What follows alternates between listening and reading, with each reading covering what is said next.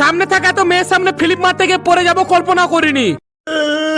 খাবারের স্বাদ এমনটা হবে ভাবতেও পারিনি।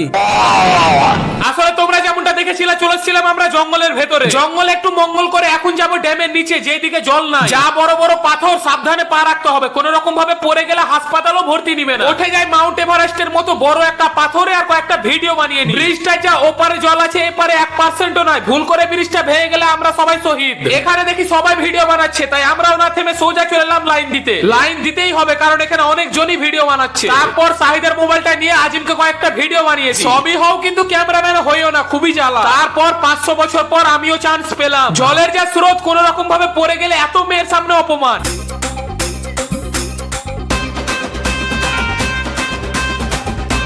স্যারও বানালো অনেক স্যাড ভিডিও।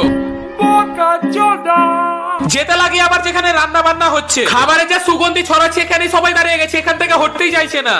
अमेरिका क्या कहता था? এক পিস মাংস কিভাবে মারবো এটাই বুদ্ধি লাগাতে থাকি। ভাবলাম গিয়ে বলবো কাকু মাংসতে ঝাল হয়েছে না লবণ হয়েছে একটু দাও চেক করে দেখি। কাকু বলছে স্যার আগেই টেস্ট করে নিয়েছে।